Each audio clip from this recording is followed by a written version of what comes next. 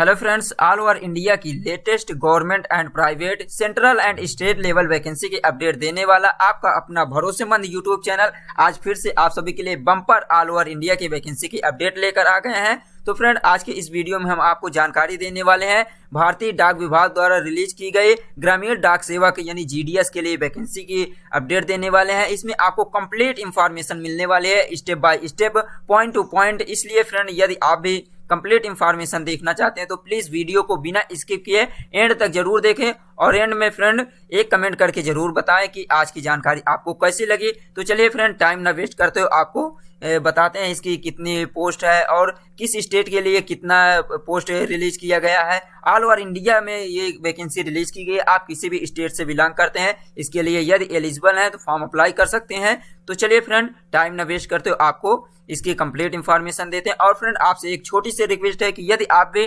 Channel पर first time आए हैं, नए हैं, तो ज्ञानोदय फॉर यू चैनल को सब्सक्राइब कर सकते हैं इसी प्रकार लेटेस्ट वैकेंसी अपडेट के लिए। तो चलिए फ्रेंड, देखते हैं इसकी ऑफिशियल नोटिफिकेशन से कंप्लीट इंफॉर्मेशन।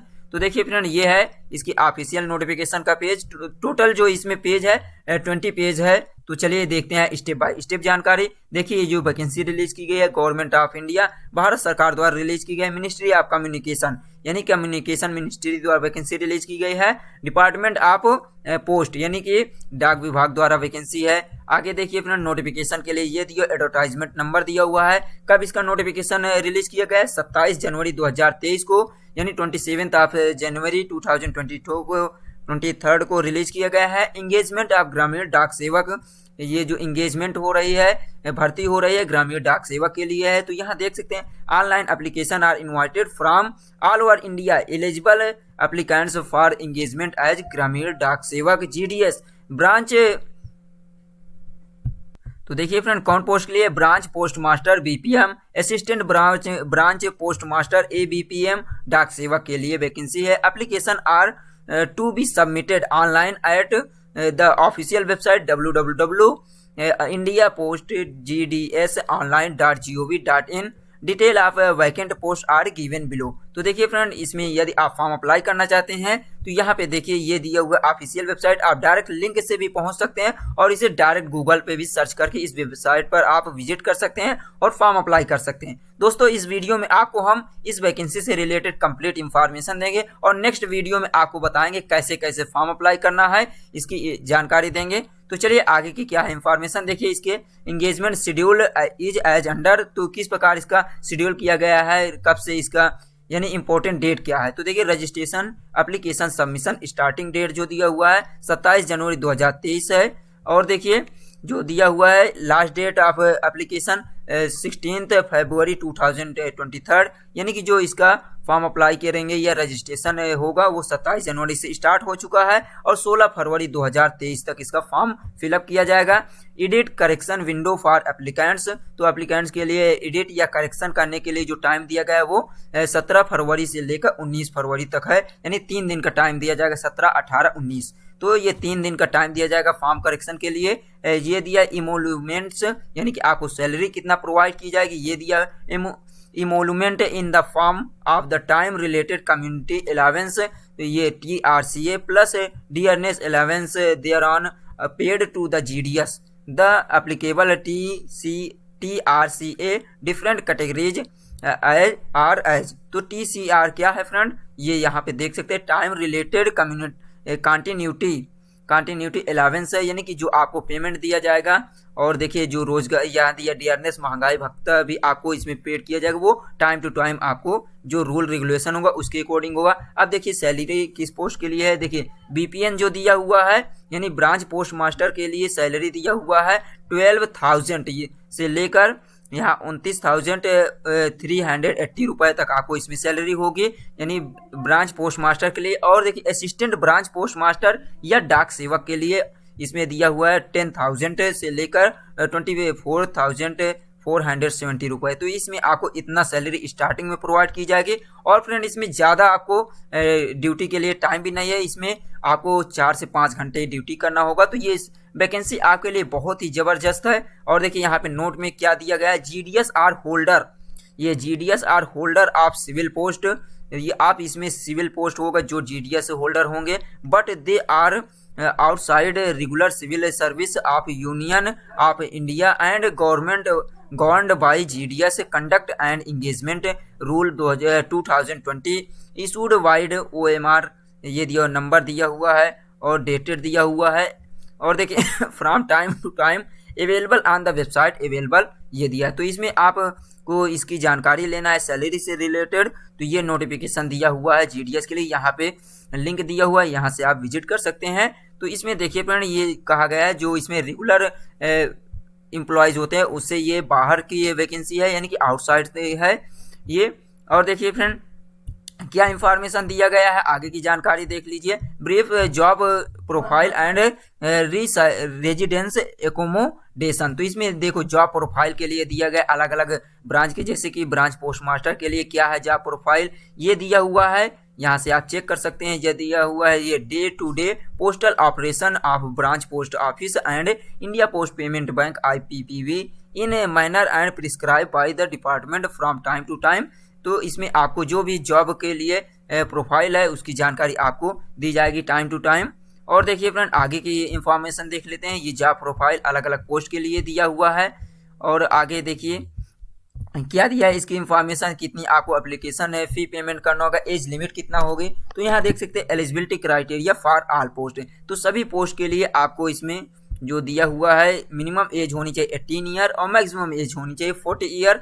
और देखिए इसमें आपको रिलैक्सेशन भी दिया जाएगा कैटेगरी वाइज, जैसे कि देख सकते हैं शेड्यूल कास्ट, शेड्यूल ट्राइब यानी SC ST कैंडिडेट को 5 ईयर का एज रिलैक्सेशन दिया जाएगा, आयु में छूट। अदर बैकवर्ड क्लास OBC को 3 ईयर का। और देखिए इकोनॉमिकली वीकर सेक्शन EWS को कोई भी रिलैक्सेशन नहीं दिया जा रहा है। PWD कैंडिडेट जो है उनके लिए 10 ईयर का दिया जा रहा है, जो जनरल कैंडिडेट से बिलोंग करते हैं। PWD जो OBC हैं उनको 13 ईयर और SC ST को 15 ईयर के रिलैक्सेशन दिया जा रहा है और अपर एज लिमिट में।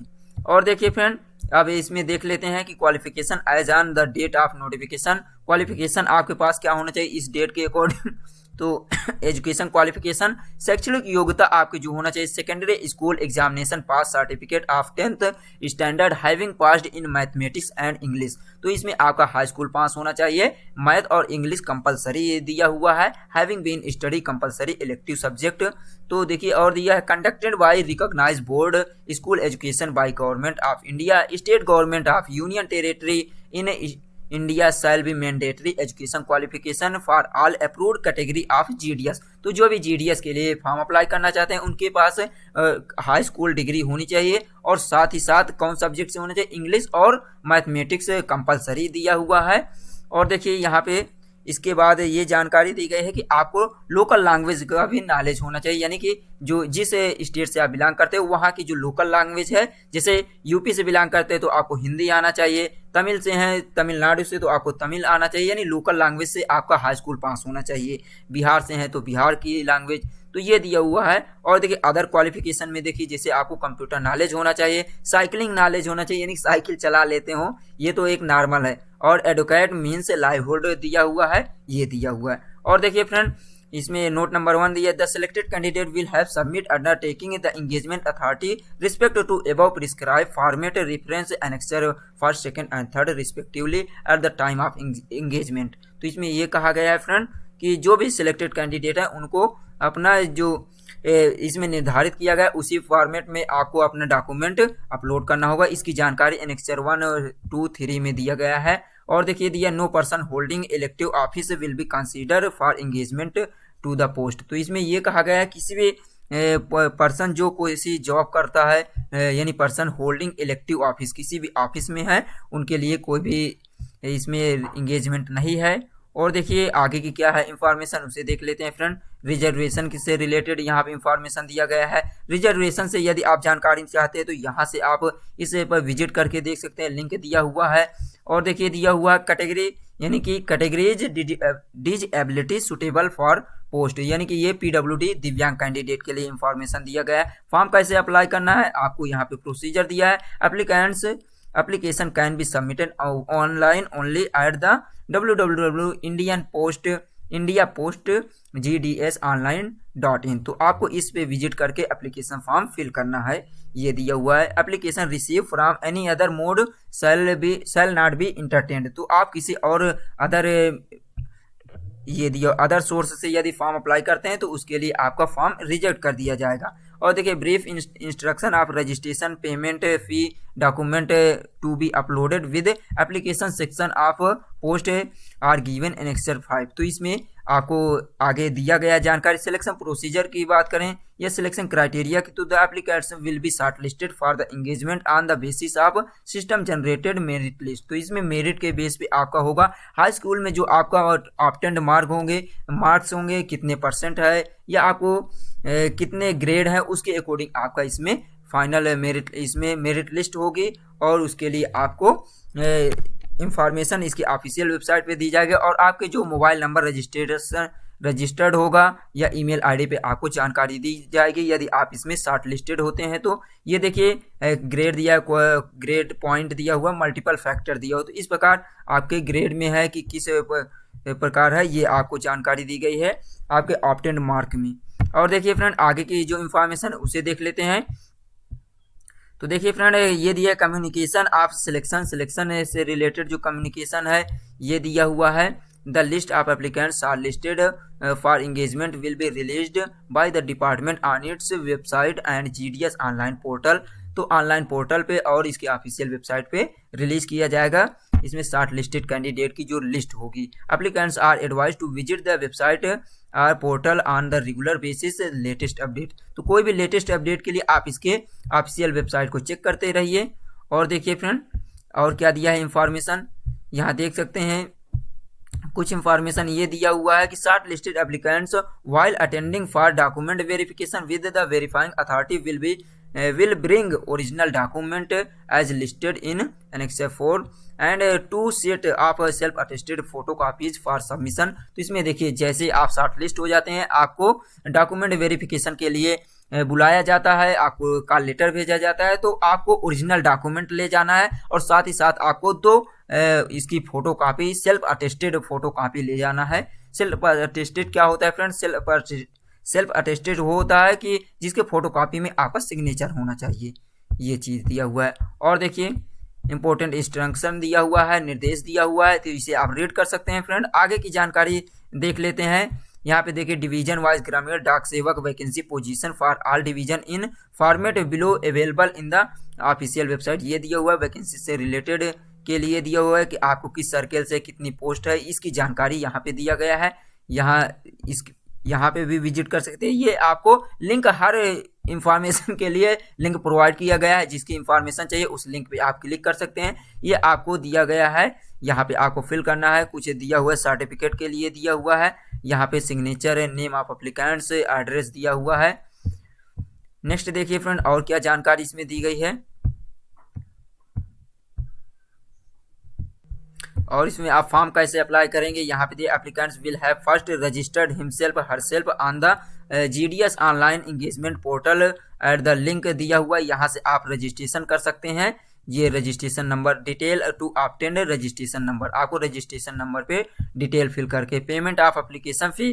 तो इसमें देखिए पेमेंट ऑफ फी आपको कितना फी पेमेंट करना होगा, इसमें दिया फी ऑफ ₹100, आपको ₹100 एप्लीकेशन फी पेमेंट करना होगा। और देखिए यहाँ पे देखिए सभी कैंडिडेट से एप्लीकेशन फी नहीं लिया जा रहा है, only unreserve candidate, OBC, EWS candidate से लिया जा रहा है। और यहाँ देखिए payment of fee exempt for all female applicants, SC ST and PWD candidate के लिए इसमें छूट दिया गया है। यानी कोई भी फीमेल कैंडिडेट, महिला कैंडिडेट फॉर्म अप्लाई करते हैं और SC ST कैंडिडेट या पीडब्ल्यूडी कैंडिडेट, तो उनके लिए कोई भी एप्लीकेशन फ़ी नहीं है। और अनरिजर्व और ओबीसी कैंडिडेट से एप्लीकेशन फ़ी ₹100 लिया जा रहा है, ₹100। और देखिए दिए हुए ऑनलाइन एप्लीकेशन के लिए दिया हुआ सिलेक्शन ऑफ डिवीजन एक्सरसाइजिंग दिया हुआ है प्रेफरेंस आपको कैसे फॉर्म अप्लाई करना है इसकी जानकारी दिया गया है। देखिए यहाँ पे दिया हुआ है परमिटेड फाइल साइज कितना फाइल होना चाहिए, जैसे दिया हुआ है रिसेंट फोटोग्राफ जो होगा आपका JPG और JPEG में होना चाहिए और 50 KB से अधिक नहीं होना चाहिए। इट अपलोडेड मैंडेटरी नॉट और नॉट, इसमें देखिए मैंडेटरी है, ये आपको आवश्यक है इसमें ये अपलोड करना फोटो और सिग्नेचर जो होना चाहिए 20 KB से कम नहीं, ज़्यादा नहीं होना चाहिए। और देखिए फ्रेंड दिया window for application form correction के लिए दिया हुआ है। आगे देखिए कुछ जानकारी दिया हुआ है फ्रेंड, उसे देख लेते हैं। जैसे कि ये देखिए यहाँ पे दिया अंडरटेकिंग के लिए दिया हुआ, कुछ इंफॉर्मेशन के लिए दिया हुआ है। तो ये एक प्रकार से ये आपको ही इसमें आपको फिल करना है स्वयं से।